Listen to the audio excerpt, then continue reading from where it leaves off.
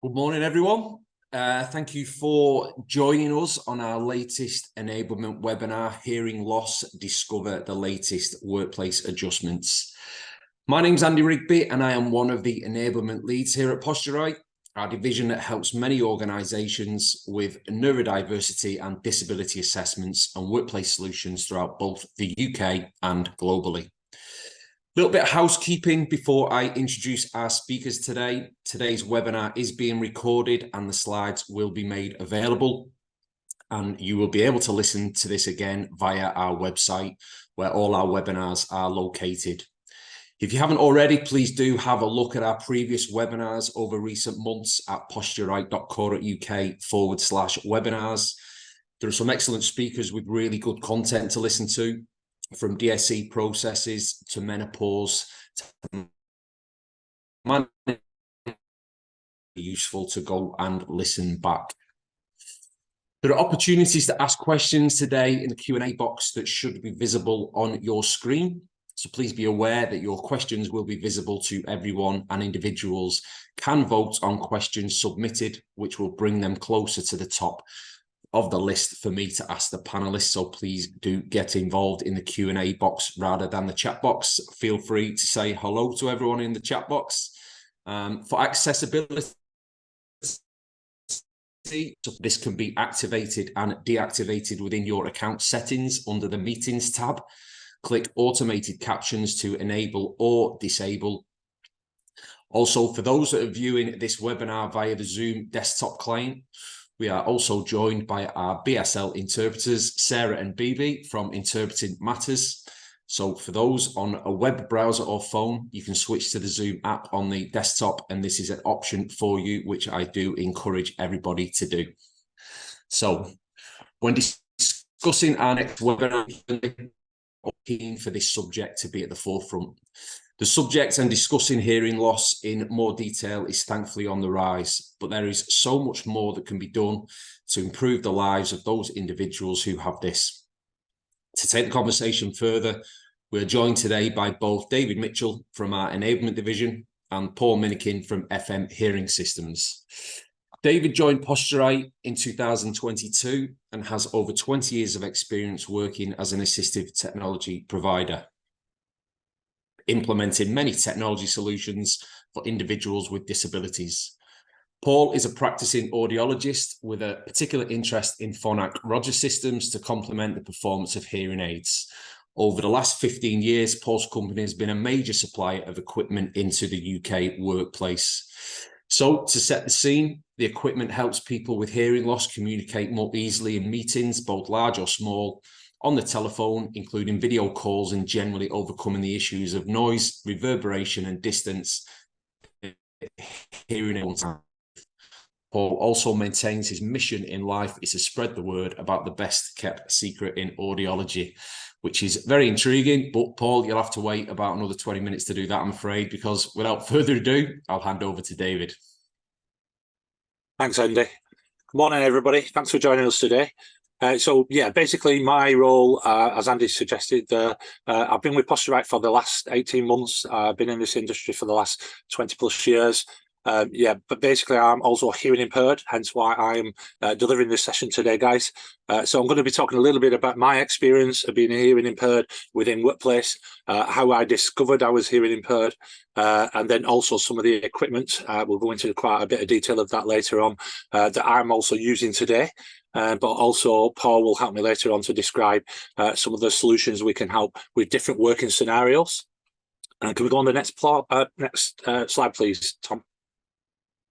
So we just want to start to run the session, guys, give you some stats on disabilities in workplace in relation to hearing loss as well as other conditions. So over 90% of disabilities are not immediately visible.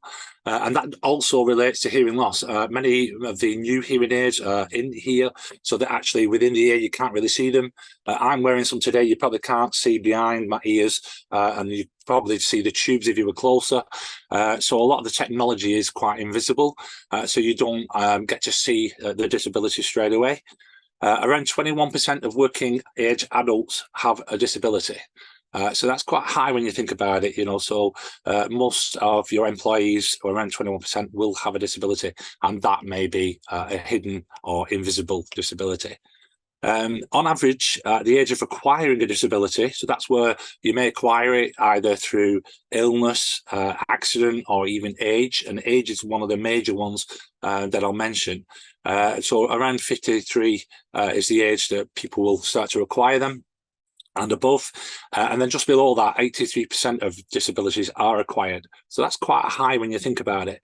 And a lot of the kind of relation to acquiring a disability is down to age relation. So people are now being asked to work later in life. We're all being asked to either, top up our pensions so we can get more money in there because the cost of living's gone up, so we're working later. Or it might be that we're coming to an age where we want to kind of retire, semi-retire, and the companies want to keep our skill sets. And we're finding that more and more with some of our clients, that skill sets are really hard to acquire these days. A lot of the younger generation are looking for different opportunities. So we're being asked to work later and later, and therefore we're getting older and we're acquiring more disabilities. Around 1 in 10 of the working population has a degree of hearing loss. And then basically over the age of 65, basically people around 42% will have a disability. Next slide, please, Tom. So to kind of round off the stats, an estimated 1.3 billion people experience significant disability. This represents 16% of the world's population, so that's 1 in 6. So we're not just talking about your colleagues, guys, we're talking about your customers, we're talking about your family. So yeah, it's quite a high percentage.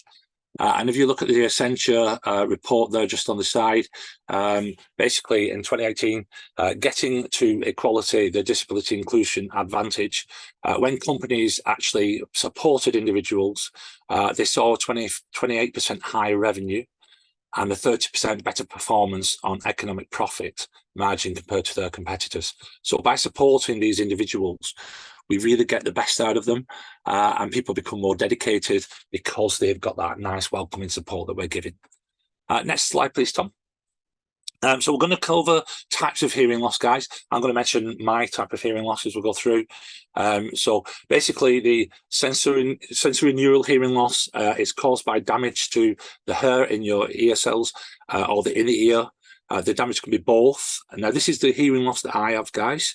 I found out around 7 years ago by actually going to Formac for testing some of the equipment for our customers, and I was wearing a headset to test some of the kit. I actually began to hear noises that I'd forgotten I wasn't hearing anymore.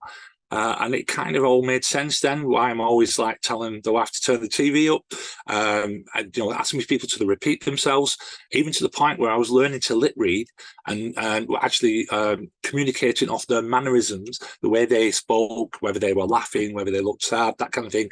I was actually learning myself to communicate because I didn't realize I had this issue. And testing the equipment really opened up the fact that I needed support. I needed to go and get a hearing test. Initially, I thought it was waxing the ears, which is the second possible cause of hearing loss. That was removed, but then it was actually damage to my ear, which was the sensory neural. And yeah, basically by using hearing aids, that enables the sounds that I'm missing, which is certain frequencies. I don't catch words very well.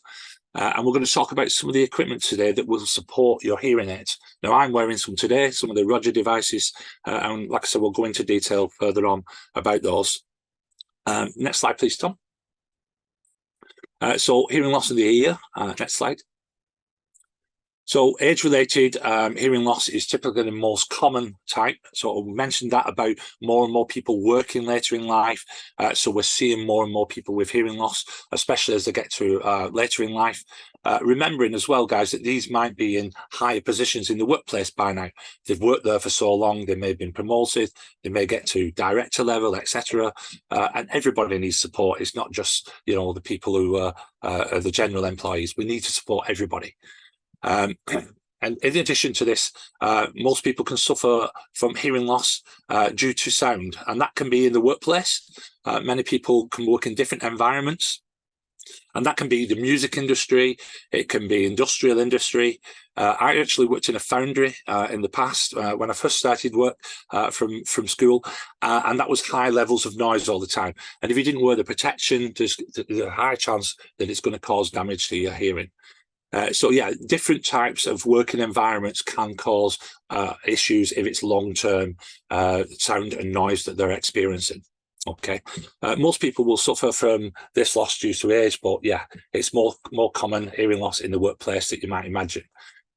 Your hearing loss starts to drop around the age of 20, so in your 20s, and typically you lose the higher frequencies, the kind of the typical sounds that you gradually lose. And it's hard to catch words when you lose these frequencies, what people are actually saying, asking people to repeat themselves. And even wearing hearing aids, it doesn't mean that over distance you're going to be able to hear better. It means that at close up you're going to hear conversations better.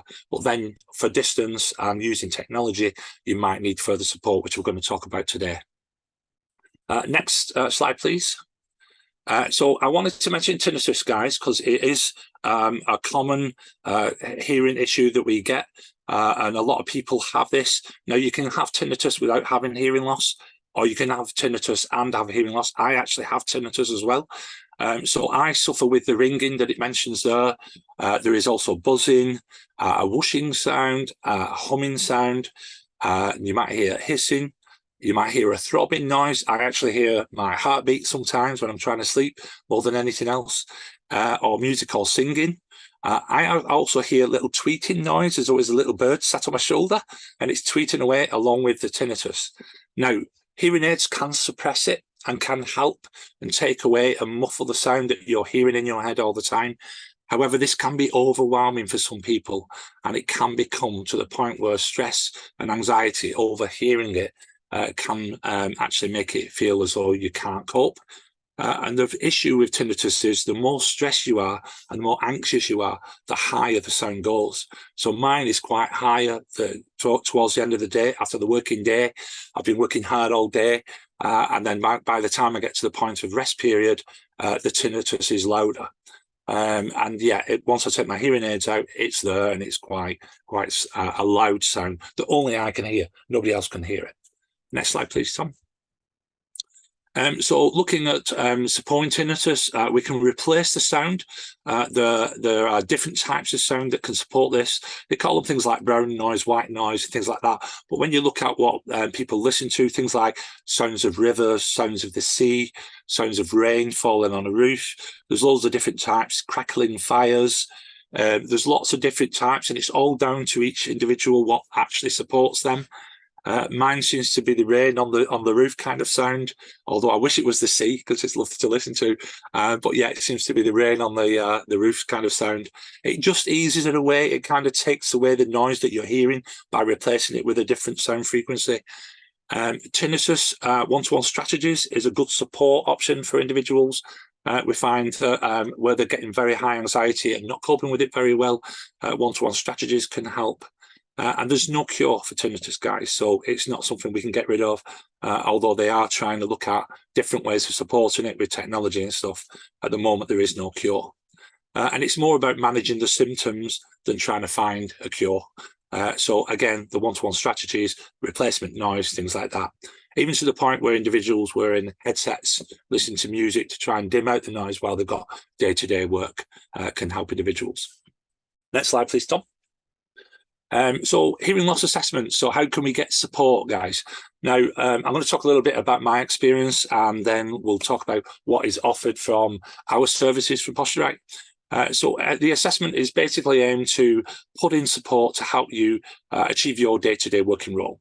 And we basically look at that by looking at what you do on a day-to-day job, and then what kind of technology might support that. Okay, and sometimes technology might not be the answer, but on many occasions it is. At the end of the assessment, you'll get a full report detailing what we're recommending and why. So we're giving justification why, and then basically advising on what further support solutions might be available. Next slide, please, Tom. So what we do on an assessment, and this is what I went through myself, guys, they looked as holistically at what my working job role is. So we look at the type of job. Are you working in an office all the day on a computer? Are you on a shop floor? Are you in a laboratory? You know, that kind of thing. Even we supported people like a greensman on a golf field. So yeah, there's loads and loads of different working roles where different support might be suited. And we look at that and then make recommendations from that. For me, it was more meetings, delivering webinars such as we're doing today, day-to-day telephone calls, Teams calls. So originally I had telephony connection. Now it's more, I've got digital connection through the computer because all of my calls are through the computer, or supporting mobiles even. So yeah, the different kind of technology is reviewed, what the individual use over the day, and then we look at basically what support can help with that. But additionally, also, what are you doing in face-to-face meetings? Are you meeting people around a table? So maybe 8 people around a table in a conference meeting. Maybe it's a larger meeting. Maybe you're doing training environments, delivering live presentations, or being a part of that. And even learning on the job. One thing that we often forget about individuals when we're considering their working role is their continued learning. So they need to be continually learning over the path of their working role. And how can we support that in that different environment? Again, it might be in large scale rooms where individuals are watching presentations and getting involved. So we look at the different scenarios. We're going to talk about some of the technology as we move through, guys. And then lastly is basically looking at support from their colleagues as well. Individuals might not get the support they need from the people who work with them because they don't understand how to converse with the person who has an hearing loss or maybe deaf. So we can give them hearing loss awareness and basically support them with different ways of communicating. Things like how to communicate best over Teams by supplying subtitles, and also things like if you're delivering presentations, repeat questions from somebody in the audience. So there's all different things that we can look at in supporting individuals and recommendations. Next slide, please, Tom. So here we're going to talk about the different kind of technology. So support for colleagues, commonly recommended options, obviously from a hearing loss assessment, which is quite key. The tinnitus one-to-one strategies I've already mentioned. We then move on to some of the technology. So I'm going to bring Paul in to talk about some of the technology. I'm currently using a Roger On device, which Paul's going to mention as well. That connects to my hearing aids with a receiver. I've got other ways of connecting to my aids, but I prefer the receivers direct in. And that basically supports me with calls direct into the computer, delivering Teams meetings. In addition, I can use that on a desk for other meetings, but Paul will give you a better overview being the expert on the kit. Okay, yeah. Hi, everybody. Yeah, I've got some equipment behind me here. But basically, what we're looking at, first of all, is hearing aids will address hearing loss, but hearing aids are not a perfect solution. You've got different types of hearing aids that will do the job to one degree or another. The best technology you can get when it comes to hearing aids, ideally you follow that course. But then you get into the workplace, which is generally a pretty difficult acoustic environment, and sometimes you need a little bit of extra help. Typically, general communication issues. I think we've already touched on it already. Small and big meetings. Hearing at distance is quite a big thing. So if somebody's further away from you, you can't hear them so well. I mean, it makes sense, doesn't it? But the physics of it and the way that hearing aid technology and hearing aid microphones work is that when you've got hearing loss and when you're wearing hearing aids, even really good quality hearing aids, distance really affects the clarity of speech understanding. So once you get outside a social bubble area, really, and that's been a problem over the last few years, everybody's been wearing masks and whatnot and can't see people's faces. But basically, in a meeting situation, when you sat around a table with 4, 5, 6, up to 25 people, it becomes very difficult when you've got hearing loss and where hearing is, David. I'm sure you'll confirm that. to be able to join in fully with the meetings. So you need a little bit of an extra helping hand. Distance is one aspect. Reverberation is another one that people don't really think too much about. But in the workplace, it's often the case that there's high ceilings, hard surfaces, sound bounces around, and when you've got a good level of hearing, you can cope with quite a lot of reverberation in the room without losing any speech understanding. But it becomes more critical when you've got hearing loss and when you're wearing hearing aids, if there's a lot of hard surfaces in the room.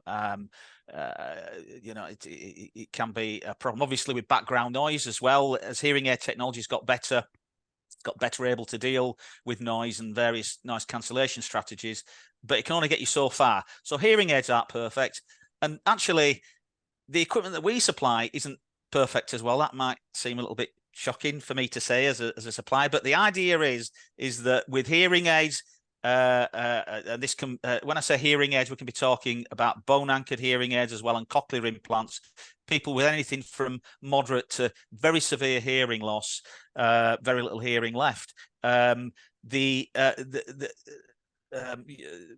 hearing instruments, you can never get a perfect result, but the idea is to get as close as you can to natural hearing.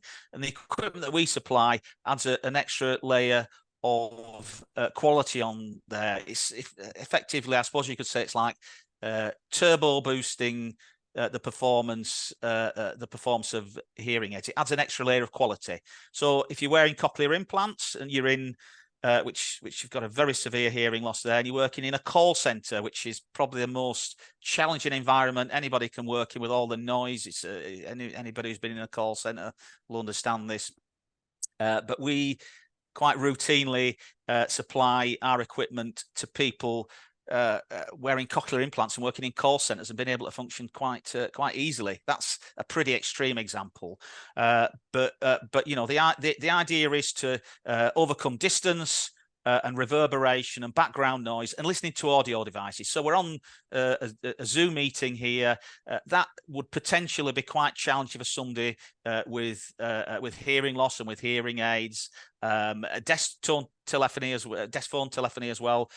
People still use them. I know everybody talks about USB headsets and Zoom and Teams and whatnot, but people are still using desk phones as well. And the equipment that we can supply, it can really help to enable people where they might feel they're being held back with a disability of hearing loss but not really want to vocalize that. The idea is the kit that we supply helps to propel people forward, really, to help them to be the best version of themselves in the pursuit of accessibility and inclusivity. Sorry to ramble on a bit here. I just got a couple of little bits of extra things to say. So the main equipment we supplied over the years is tailored to the individual. So you've got an individual in your workplace who has got some hearing loss and perhaps is struggling, and it's a bit of a journey for them to admit this in the first place and then actually get around to doing it, but there's support there to help them. So we supply a lot of equipment, particularly to people in the workplace, for help with meetings large and small, video calling, desk phone telephony, audio devices, and just general communication. One of the things that I'll just very quickly touch on is something that myself and David have been working on quite a bit over the last numerous months. We've been backwards and forwards a lot, haven't we, David? Yeah. And this is the idea that generally in the past we've looked at helping individuals, but also you've got organizations that have got this this thing about accessibility and inclusivity to reach people perhaps that are coming to a place within an organization. That might be people within the organization coming in to a central point for a meeting, a training session, a training room, or perhaps a small conference room. And we've got a particular bundle of products that we've worked on, which it's accessibility in a box. It's a case like so, and a speaker system, which is designed to help people that wear hearing aids that can connect up to the equipment wirelessly, that wear hearing aids that can't connect up, and people that have got hearing loss but aren't wearing hearing aids.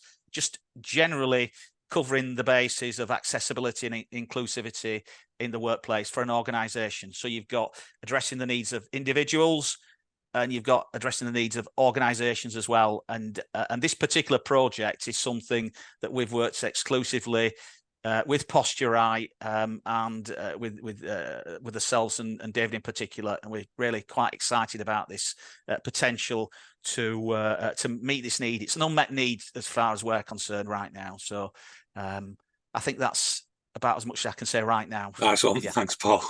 Okay. Next slide, please, Tom. So guys, I wanted to mention, so obviously working with Paul, you can see that we're trying to pioneer on the latest kind of technology and solutions. One of the recent devices that we launched, and you could be able to see this in one of our webinars, is the X-ray glass device. This is a different way of supporting individuals. Basically, it's augmented reality within the glasses. And what that means is you can see what is around you, but you'll see a visual in front of you as well, which is augmented by the device. And it uses an app on your phone, which we'll show you in a moment. But basically, you see subtitles of what is being said in the conversation with yourself and other individuals. And yeah, basically the app runs through into the glasses, and the newer glasses are going to come wireless. And basically any of the conversations is going to be relayed in the glasses, and you'll see the subtitles, and you'll be able to see each speaker. Additionally, certain features you can have with it is it can translate from languages, which is a really good function. And we're getting a lot of inquiries from clients on that. But also it's got AI technology, guys. So you could actually say, give me a summary of that conversation, and it'll summarize what you've just had in the meeting, giving you an overview, cut down minutes of the meeting as such, and you can save that technology. It's all stored locally, so it's very secure. So there's no external servers or anything like that. So all your conversations are very secure. And for home use, guys, you can download it and use the app now, completely free. But for workplace, we have the addition of the glasses and then the additional AI features and stuff like that. There are other things you can do, like ask it for what today's weather is, or how to make chicken soup for an evening meal. So it uses AI technology as you would expect. So yeah, we're trying to pioneer new products. Next slide, please, Tom. So yeah, basically, guys, that's it from myself and Paul. If you wish to get in touch with us and talk about the different services, obviously we're going to do the Q&A in a moment. But yeah, you can get onto us through enablement@posturite.co.uk, and they'll refer through to us guys to give you the different support. There are many questions come in prior to this, and I'm sure I've seen quite a few coming in as we've had the Q&A coming up. So yeah, it's going to be one of those where we can really do onward support for you guys. Any questions? Over to you, Andy. Yeah, thanks, David. I'm Paul. That's brilliant. Yeah, don't go anywhere. There's plenty of questions that have come in. As Dave mentioned, there's a few that came in prior to today. Just a quick thanks from me, really. There's a lot of people obviously engaging in the Q&A and engaging in the chat, and actually it was really interesting sharing a few personal experiences as well. So thanks for that, and certainly things like life events that have caused hearing loss. And obviously what we generally get on these webinars is a lot of people tune in for obviously the content, but for a lot of both professional and personal reasons. So it's really interesting, and just thanks for sharing that. There's quite a few queries in terms of the environment and different environments that people are in. And so probably one of the questions that I picked out is what types of reasonable adjustments can be made to accommodate employees with hearing loss. There's a question that's come in around teacher settings. There's one that's come in regarding call center environment. There's one that's come in on the Q&A in terms of a large office. And sorry, before I let somebody speak, the other layer of this is also the mental health impact that this can have, and very sort of brings frustration, brings anxiety. So obviously a solution in these circumstances are really important. So whether it's a general answer, teacher settings, call center environments, large offices, is there a go-to from a reasonable adjustments point of view? I'll just give my kind of personal opinion before we ask Paul on the technical kind of things. For me, when I was actually kind of not realizing I had hearing loss, my anxiety was higher, not able to understand people talking in meetings too well. So I always found that quite frustrating. But also in social environments, you know, when you're in the canteen talking to people, not hearing what's going on, or even lunch meetings, you know, you're in a noisy environment. The sound around you is higher than anything else. So yeah, it can get frustrating to the point where even I wasn't going out sociably. I'd feel more comfortable just staying at home and avoiding those situations and scenarios. And that gets to the same in workplace. The worse it gets, the more you feel like that. So yeah, high anxiety, high stress, high worry. And if this probably Paul's better to answer that. He's actually answered a little bit of that as he went through his section there. But yeah, different kind of scenarios, Paul. That best for you? Yeah, sure. I mean, I suppose the best thing would be just to explain how very quickly, very briefly, how this equipment works. I'll try and keep it as small as I can. I tend to rabbit on a little bit and make 2 minutes, 10 minutes, but here we go. So this is a phone at Roger on. It's a transmitter. It's a wireless microphone, and that I think you actually showed that earlier on, didn't you, Dave? Yeah. Yeah, I'm using that. Yeah. So basically, how this works, it's quite a fancy little bit of kit. It's about the size of your index finger, if you like, not much fatter, and it has like a little LCD screen there that tells you what it's doing. But basically, when it's flat on a table, it's in all-round mode. It's in omni mode. So you put that in the middle of a table up to maybe 6 or 7 people, maybe, and it will work absolutely fine. It's got microphones splitting out into different directions, and it will pick up the strongest speech type sound, pick that up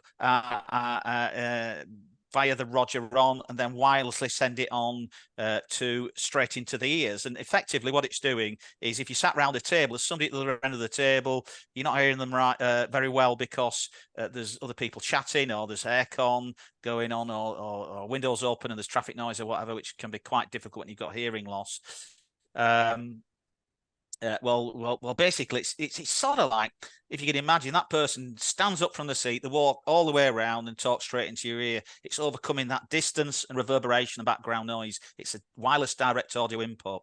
Now, if that gets more noisy, and you've got people chatting here and people chatting here, and you want to hear that person, you can actually lift up the Roger on, and it changes its microphone. It's got a built-in accelerometer, so basically it goes more like a torch beam pickup, if you like.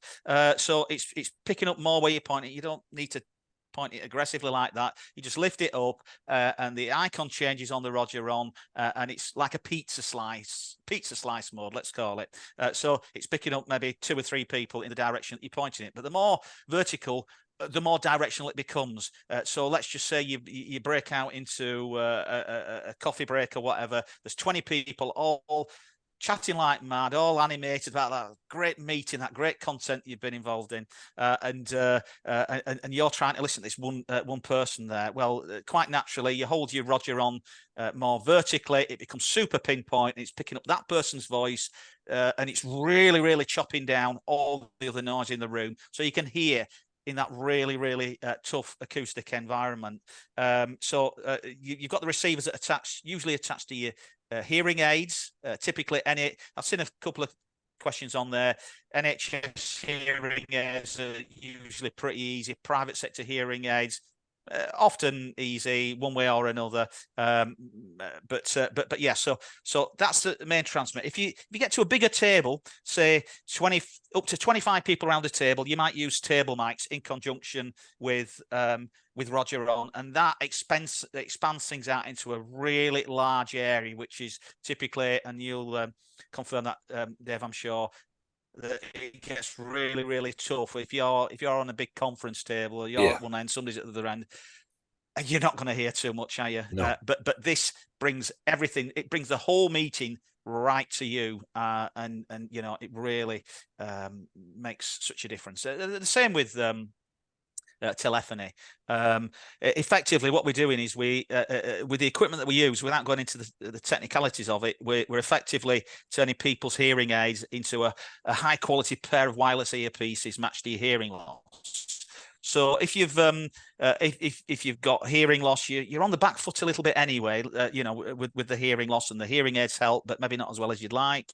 It's difficult with telephony and video calls, but you get that audio streaming directed to both your ears, both your hearing aids, and your hearing aids match the hearing loss. It's as good as it gets. We've had instances where people have not been able to hear phone calls, voice calls for years or ever, and you know, the equipment that we supply, you know, we supply the equipment, we do the training on the equipment, and then that person all of a sudden can have a very normal, easy conversation. It's a really powerful thing that we're doing there, and it's a very emotional thing when the trainers actually deliver the equipment and can see, you know, quite often there's tears and emotion and everything. It's really cool. Yeah. Have I answered that question, or have I just rabbited on for about 5-10 minutes? No, that's great, Paul. I think Sorry, guys. It's absolutely vital. It's really, really useful, and extremely interesting. Just before I move on to the next question, there's a couple of questions around saying that people are actually using Roger pens, and you guys have mentioned the Roger On. Is that mean the Roger pen is older equipment, or just if you've got a quick overview in terms of the difference with these two? Yeah. So 10 years ago, Roger Pen was a trailblazer product. It was very innovative. It had a huge impact. An iconic product, if you like. Yeah, won lots of design awards and made a huge difference. But things move on. The technology's improved. So Roger Pen is discontinued now. It still does the same job it ever did. You know, it's still a very good product. But after the Roger Pen, the Roger Select came out, which is still a current product. But actually, the Roger On is the Roger Pen had some limitations. The Roger Select had some limitations, and the Roger On is the best combination of those two products. And actually, it's an improvement on those two products as well, because the technology has improved as time's gone on. So if you've got Roger pens, there's nothing wrong with what they're doing. It's like when you buy a motor car and then a new model comes out. Your old motor car still gets you down to Sainsbury's on a Saturday. You know, that doesn't change. But if your Roger pen is getting quite old and a little bit wobbly and you know, a little bit unreliable, you will notice a difference with Roger On with the extra functionality. You know, when we recommend and supply Roger equipment, you start off with your transmitter, your primary transmitter, which is Roger On, depending on the situations that you're in, and this is where the assessments with Posturite come in. You know, we can work out what extra equipment you need, if anything. But as a prerequisite, you start off with a Roger On to broadcast and some way or means to get the audio into your hearing aid. So that's either receivers in the ear or a receiver into some kind of streaming device. Or perhaps some kind of neck loop. The preference tends to be in that order, actually, because the best result you can get is when you're going direct to ear. But there are potentially other solutions if the ear level receivers are not suitable. But most hearing aids and hearing instruments, we've got a solution one way or the other that can make those improvements. Sometimes we just have to say, nothing we can do, you know. That tends to be little teeny tiny hearing aids that go in the ear, and there's no way to connect up wirelessly and give that benefit. I've actually had both devices, so I've had personal experience of the Roger Pen, and then I've moved on to the Roger On. So the Roger Pen was good. It did connect to my phone by Bluetooth for me, which I found a good feature. However, now my NHS hearing aids do that direct anyway, so I don't need that feature. Where the Roger On has the functionality, like Paul said, where it can switch between speakers. That is phenomenal for meetings. It just really makes a massive difference, and it is a clearer quality sound. So yeah, I've had experience of both. Yeah, fantastic. That's great. There's a lot of questions. I'll move on from a subject point of view, because there's a lot of questions around tinnitus that has come in, and something that I know someone in my family, my brother actually has tinnitus, so it's something I've been very aware of. Paul's asked the question: just to ask for help for people with tinnitus. There's also a couple of questions around what the one-to-one strategies are all about. So perhaps if I break it down to 2 questions, if there's anything immediate individuals can do to improve, and I think David touched on it in your presentation, but also is there anything organisations can do as well to help people with tinnitus? I'd say support them with headsets that can play the noises. So the different sounds I mentioned earlier, some like music being played, just to take the mind off the sound being there. Get a hearing test just to make sure it's not also a hearing issue as well, because mine is, and the hearing aids do suppress it. And then, over to Paul on what's involved in the one-to-ones, which really do support. We're getting some fantastic feedback on them. Yeah. As Dave said there, you're replacing a good strategy is to replace an unpleasant sound with a more pleasant sound. That might be a radio in the background, or like you're running water, that sort of thing. But some people say herbal remedies work, but my personal feeling as a really sort of practical sort of guy is replacement. Replacement of one noise with another. Tinnitus, it's really rare to have tinnitus and not have some level of hearing loss. Now, that level of hearing loss might not be impacting on your life and your lifestyle, but there's probably going to be some tinnitus there, unless it's something very short term, something acute like excessive wax in the ears, and you remove the wax in your ears, and the tinnitus goes away. It's lovely if it's as easy and quick as that. But the course that we personally supply is sessions with a specialist. It's all about mindfulness, CBT, education, all that sort of stuff. And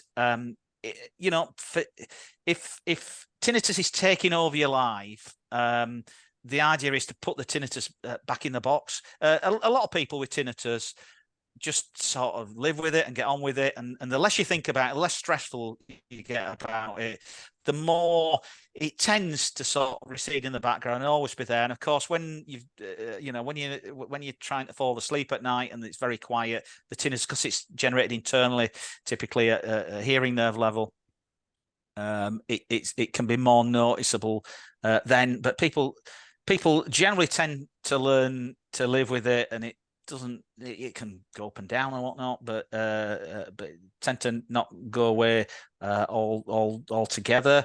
But yeah, trying to manage the symptoms if it sort of overtakes, I think that's the thing. But generally, just trying to replace one sound with another. If you've got hearing loss, wear hearing aids. That often helps. It doesn't always. It's not a magic bullet, but it can often help. That's great. Thanks. There's quite a lot of questions that I've gone through. There's a lot of questions. So just to make you aware, if we don't get to your question, we will reach out to you individually. There's a lot of probably specific scenarios as well, and questions around personal scenarios, which we can come back to you individually.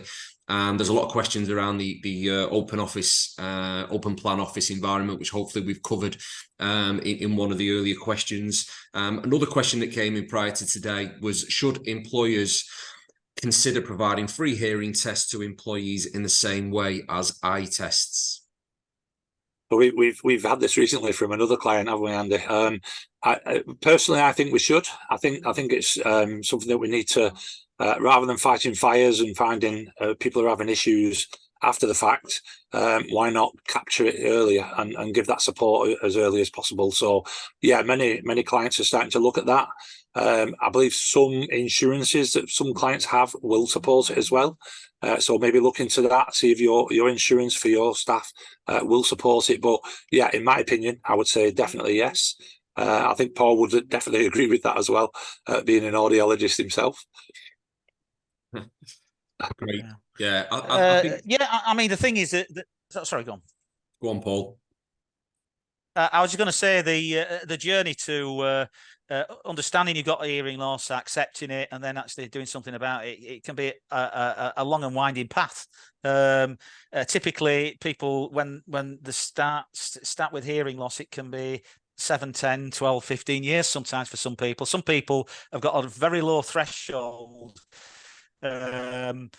before they're driven absolutely nuts because they've got a very moderate hearing loss, and it's not, they know they've not got perfect hearing. Other people will wait while, you know, everybody around them is having to shout and it gets really difficult, and still insisting there's no hearing loss there. So it's very much an individual thing, and you've just, you know, I guess it's down to the individual themselves to understand and realize they've got a hearing loss and accept they need to do something about it. And yeah, I think it's a good benefit from like a corporate point of view. Certainly, you know, another string to the bow, another benefit that a company can offer, and maybe highlight things early. It might just speed things along a little bit in this acceptance of experiencing hearing loss, and maybe getting to the point of doing something about it. There's a lot of people that don't. You know, for every person that's addressing, it's a really interesting stat. For every person that addresses the hearing loss, I think it's through the age, not just working age. There's 4 people that don't do anything about it and just sort of cup the hand and sort of struggle along with it. So that's 1 in 5 actually address the hearing loss, which is astounding to me. But you know, it is. But that was the point I was going to raise. Really, is the thing that's sort of hitting me is the impact that it has on individuals, and you think of the not just the subject in question, you know, the mental health and the impact it has with relationships and everything. So yeah, it's quite a big stat. And I think the big thing with a lot of the comments coming in and the question we've had previously is perhaps, you know, there's a lot of individual stories in terms of what support is available and what support for their particular situations and environments and scenarios. So that probably leads in nicely to the next question. Is there a catalogue of equipment options that explain what each item does and what scenario it would be useful for? That's a definite. So yeah, so like we said, Paul's been working with us quite closely on all the different types of equipment and different scenarios that can be used for. However, it's not something you can just say, this is perfect for them, let's buy that in. We need to look at what the working job role is, the requirements that they might need, that type of technology, but also what the hearing aids are. The make and model. We're seeing more and more different types. Like Paul said, the little tiny in-ear ones are difficult to support. So we need to know all the different technical information as well. Have they had the audiologist switch the functionality on? I had to have my audiologist switch my functionality on so it will work with the Roger devices. So we need to work closer with the individual. So yeah, even though you might have a kit and what it can support, it's not let's just go shopping and buy that for this individual. It needs a little bit more technical looking at, really. Yeah, yeah. Just touching on that point. So, you know, from my point of view, from the supply end, the products that we supply, they're quite a complex bundle, really, and there's a lot of variation based on the individual circumstances. You know, what we don't want to do as a supplier of, I would say, of high repute. You know, our reputation is really important, and the reason that we work a lot with Posturite is because we think that you know, like-minded individuals, like-minded organisations working together, we should be working with people like Posturite. But you know, it's really important to have an assessment to work out the need and to meet the need, and to make sure that when we're involved in supplying equipment and the training that follows with that, and all the aftercare that we supply throughout the journey of ownership, that things aren't over or underspecified. Both ways is in my eyes is terrible. Overspecified, you've got kit that stays in a drawer, never used because it's not required, and that's a total waste of everybody's time and money. And also underspecifying equipment and you know, not meeting the need. That's probably worse. Yeah, it is worse, isn't it? But we want to get the balance right, and it's you know, it's the assessment is critical, and then with us and Posturite working together, we can be the guardians of that and just make sure that everything is appropriate and you know, meets the need and creates the you know, the best situation for individuals and organizations to you know, follow this thing about accessibility and inclusivity. We really want to motivate it to do a great job for the individuals and the organizations that they work for. Right. That's genuine. Thanks, guys. 100% genuine, yeah. There's a comment around getting the written summary responses to the questions that are being asked.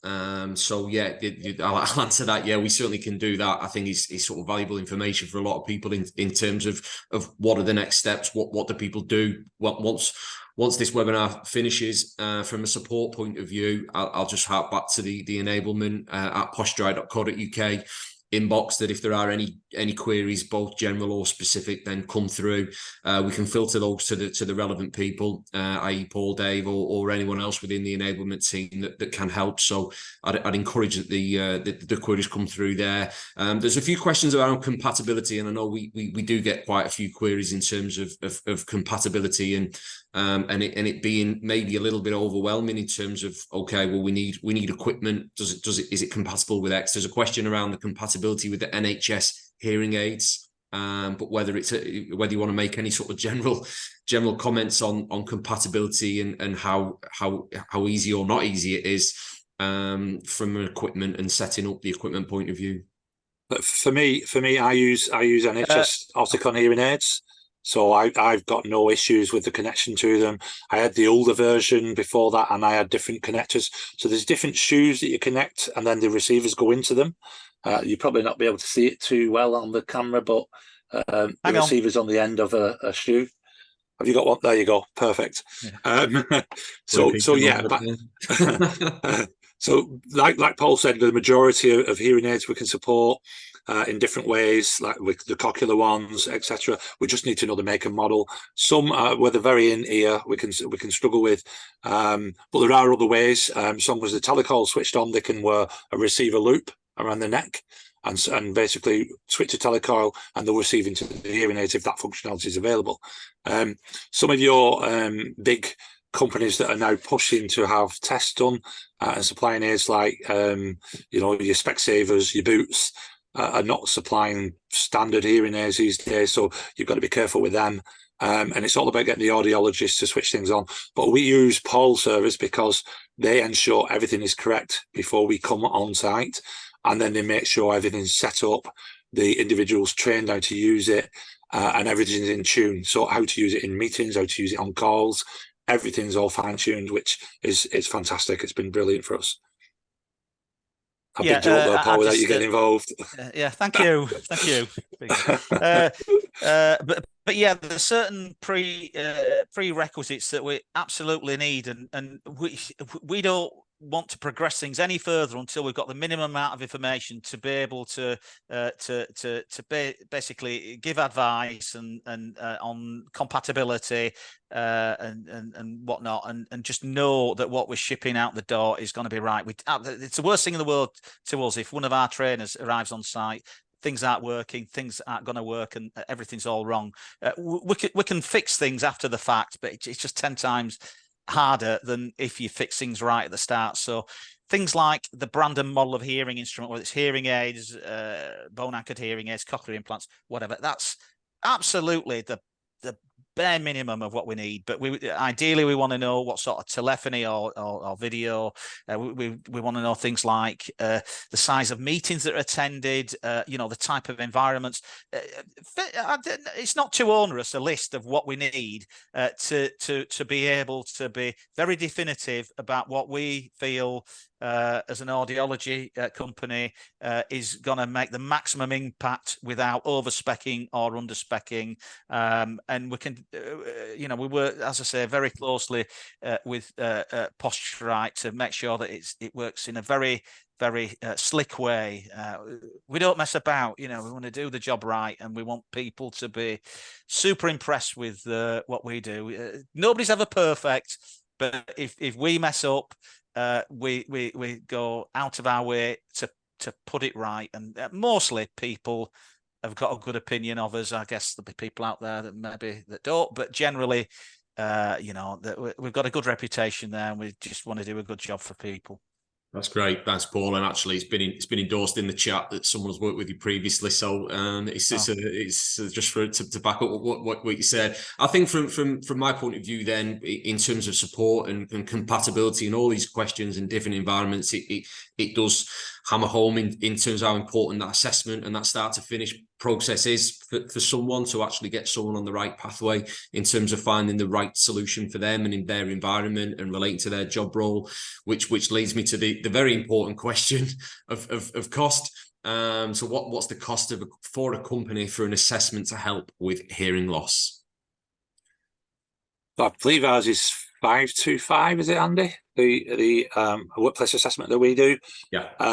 So yeah, 525, and then what happens, like I mentioned in the slide earlier, after the assessment, we'll contact the individual, arrange the assessment's delivered, and then a full report's drafted up, and then we follow that along with a quotation on recommended product, so you get full visibility of what the end cost will be for an individual, and that will include delivery, installation and training, so we'll set up and make sure everything's fine-tuned and trained on for the individual, and we double check everything as well. So at point of the order coming through to us, we'll double check they haven't changed their hearing aids, which can happen.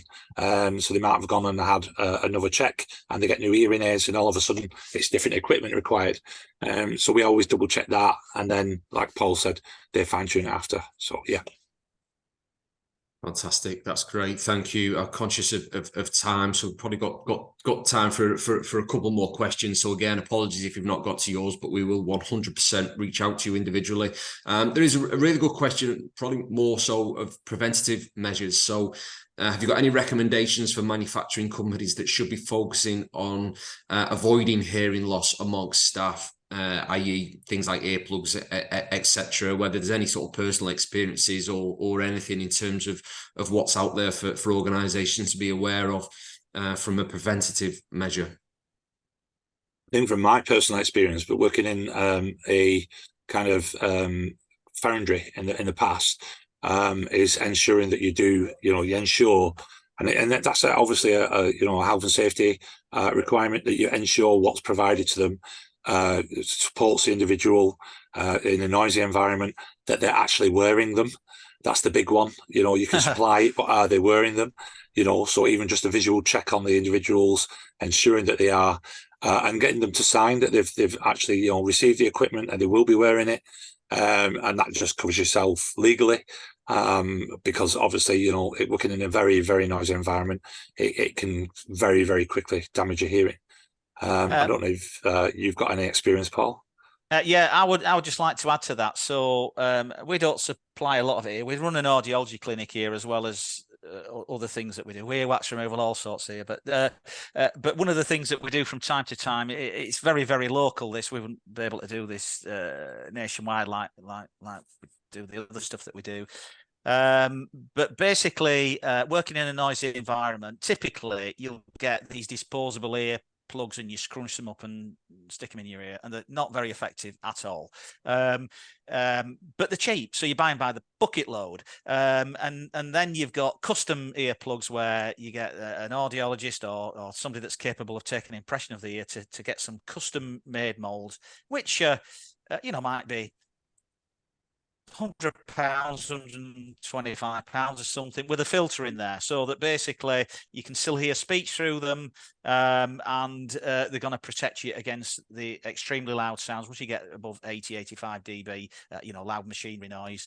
And when you look at the lifespan of custom made products, you've got an upfront cost, but overall over the lifespan of these plugs, which might be maybe 4 or 5 years or something, it's actually more cost effective than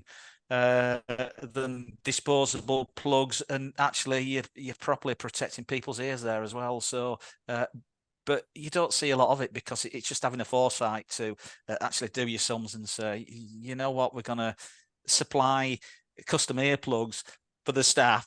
There's a bigger upfront cost, but in the long run, it's cheaper, and we're protecting the staff.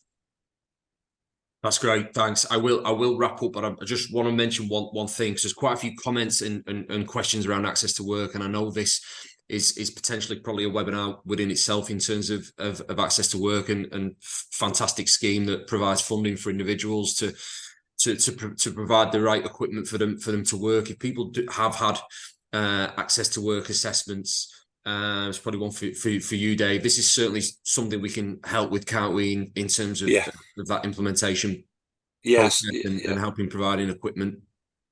Yeah, so I've been through the process myself. So yeah, access to work will recommend certain products. There are sometimes errors. We're seeing a lot of that. We're getting badly recommended products, or like I said, somebody's changed their hearing aids by the time the report comes back, because there are some delays with access to work. Although it is a great scheme, but we can provide where access to work approved suppliers. So we can get involved and supply the kit, give the support as a one-stop solution, so you're not going all over the place for the supply, install, training, that kind of thing.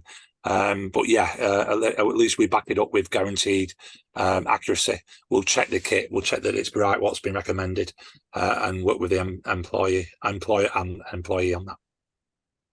One, Paul, final word.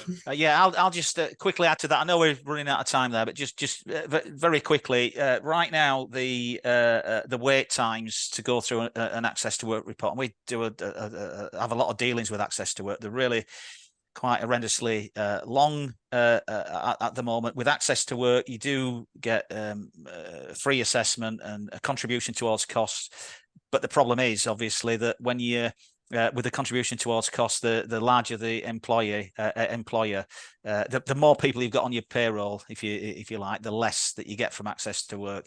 And between ourselves and Posturite, we could probably turn around a solution within a small number of weeks. Probably, if all the stars align and an employer and Posturite and FM hearing systems all work at the best, it could easily be turn things around in a couple of weeks instead of many months. And when you're an employee and you're really struggling, and you're in fear of losing your employment because of your hearing loss, or something quite drastic like that, or really struggling, it's affecting your mental health.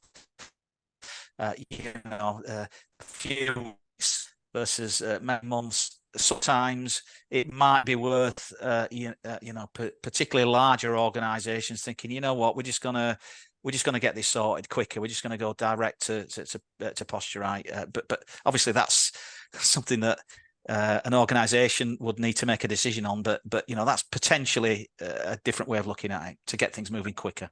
Great, thanks, James. Yeah, we have. I speak for personal experience. We are helping a lot of people with that access to work process. So I would encourage people to reach out, which leads me sort of nicely to remind everyone that if there are any queries, please contact the enablement at posturite.co.uk inbox. Reach out to ourselves. We're all on LinkedIn, freely available. And just from myself to say thank you to David, to Paul, to Sarah, to BB, phenomenal, and for everyone that's engaged in the webinar, asked questions. There's some great feedback on the chat, so I really do appreciate that. We really enjoy doing these webinars because it just brings a lot of people together that have got similar stories, and it's sort of we're really passionate about helping people in these areas. So we really appreciate everyone engaging within the webinar. And if you do want to watch back, this will be on the website. As I've mentioned earlier, slides will be made available. There'll be ways to engage with us via the website,